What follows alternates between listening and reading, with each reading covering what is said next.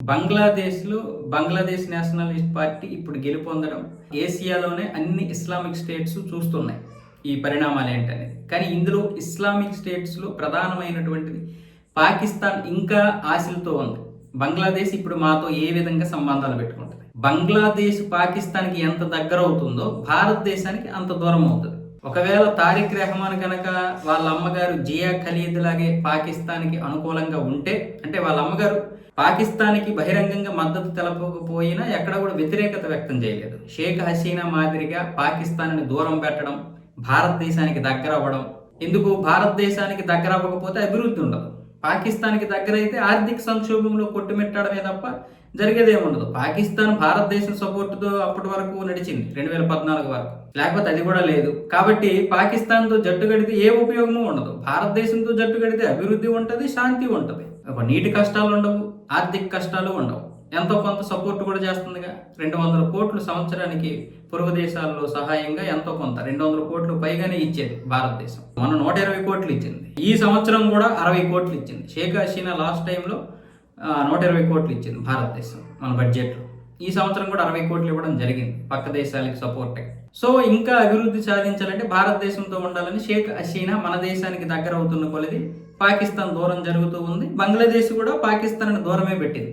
అయితే మహమ్మద్ యూనస్ వచ్చిన తర్వాత పాకిస్తాన్కి బంగ్లాదేశ్ దగ్గర అవ్వడం, లేదా బంగ్లాదేశ్ పాకిస్తాన్కి దగ్గర అవ్వడం, భారతదేశానికి దూరం అవ్వడం, ఉగ్రవాద సంస్థలైనటువంటి జైషే మహమ్మద్, లష్కరే తోయిబా, అలాగే ఇటువైపు ఏమొచ్చేసి ఐఎస్ఐ, పాకిస్తాన్కి చెందినటువంటి సంస్థ ఐఎస్ఐ, వీళ్ళందరూ కూడా ఇప్పుడు అక్కడ స్థావరాలు ఏర్పాటు చేసుకుంటున్నారు. అది కూడా భారతదేశానికి సరిహద్దు ప్రాంతాల్లో ఎక్కువ స్థలాల్లో ఈ స్థావరాలు ఏర్పాటు చేసుకొని వాళ్ళు ఉగ్రవాద శిక్షణ శిబిరాలు ఏర్పాటు చేసుకుంటున్నారు. ఇలాంటి పరిస్థితుల్లో ఇప్పుడు తారిక్ రెహమాన్ గెలిచారు. మరి ఈ తారిక్ రెహమాన్ పాకిస్తాన్తో ఎలాంటి సంబంధాలు పెట్టుకుంటాడు? ఒకవేళ పాకిస్తాన్తో మంచి సంబంధాలు పెట్టుకోకపోతే మళ్ళీ జంజట్ పేరుతో తారిక్ రెహమాన్ని లండన్ పంపించే ఏర్పాట్లు కూడా చేస్తారు వాళ్ళు.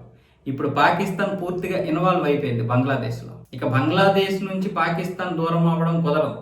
పాకిస్తాన్ దూరం పెడితే ఇంకా ఆ యొక్క ముఠా సంస్థలు, ఈ ఉగ్ర సంస్థలు అన్నీ అల్లుకొల్లోలం చేసేస్తారు బంగ్లాదేశ్ని.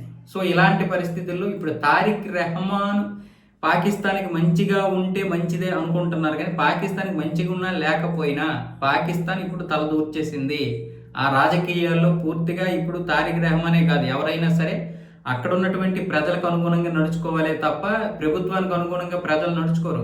ఇప్పుడు తారిక్ రెహమాన్కి అసలైనటువంటి టెస్ట్ ఏంటంటే రాజ్యాంగంలో 68 అంశాలు మార్చాలి, అంటే మొత్తం ఇస్లామిక్ స్టేట్ అయిపోవాలి. అది ఇప్పుడు అసలైనటువంటి పెద్ద టాస్క్. సో ఇలాంటి పరిస్థితుల్లో పాకిస్తాన్ బంగ్లాదేశ్ మీద ఆశలన్నీ పెట్టుకుంది. ఒకవేళ తారిక్ రెహమాన్ ఎక్కడ భారతదేశానికి దగ్గర అయిపోతాడు, భారతదేశానికి దగ్గర అయితే మరి పాకిస్తాన్కి దూరం అయినట్లు. అది కూడా ఒక విధంగా వ్యూహాత్మకమైనటువంటి భాగస్వామ్యంలో పాకిస్తాన్కి దెబ్బ. అదే పాకిస్తాన్కి దగ్గర అయితే భారతదేశానికి ఇరుకుని పెట్టవచ్చు, భారతదేశాన్ని ఇబ్బంది పెట్టవచ్చు. అది పాకిస్తాన్ యొక్క ప్లాన్.